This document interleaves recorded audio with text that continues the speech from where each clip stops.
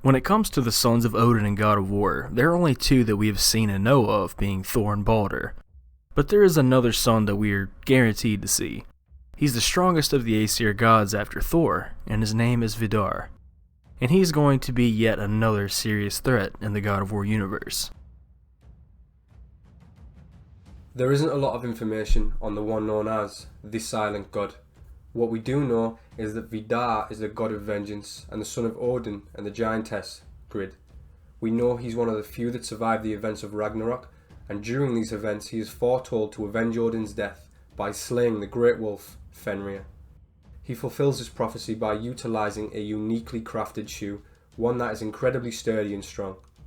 With this shoe, Vidar plants his foot down on the lower jaw of Fenrir, and whilst holding open the upper jaw of the beast, he uses his free arm to rip, tear and slice at the mouth, killing Fenrir in the process.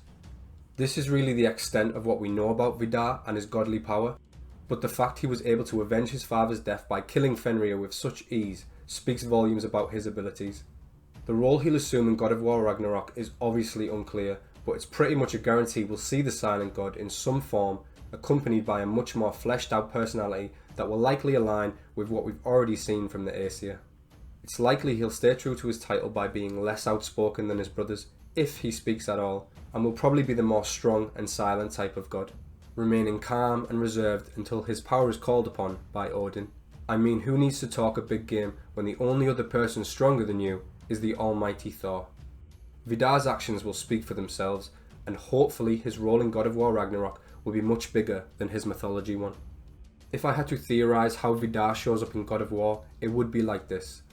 Thor shows up very early in game, similar to how Baldur did, and the God of Thunder completely wrecks Kratos, but refuses to kill him, instead kidnapping his son Atreus in an attempt to hurt Kratos in a deeper way. Having survived the beatdown but barely, and without his son at his side, Kratos falls into an obsessed and motivated state, driven to regain his health and his son by any means necessary. Returning to his younger and more brutal ways, Kratos begins causing a number of problems for the Aesir.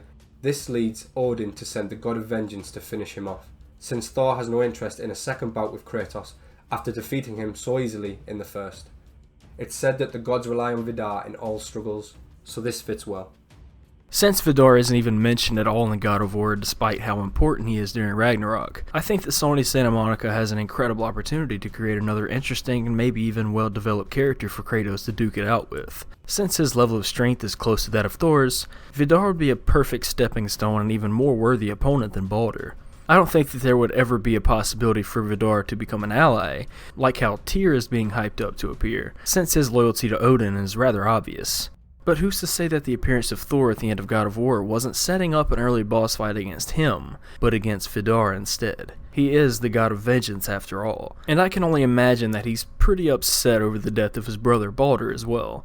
So we can still have a Thor fight at the end of the next game that will still maybe end without the combatants dying like in God of War 2, but Vidar can be an excellent pick as a multi-fight boss, like how Baldur was instead of some one-off battle between godly beings like Magni and Modi. Having Vidar as the secondary antagonist of Thor would also be a great way to really hype up the final Infinity War style clash during Ragnarok between Kratos, Odin, Thor, and everyone else who wants a piece in a third and final installment to the Norse saga of God of War.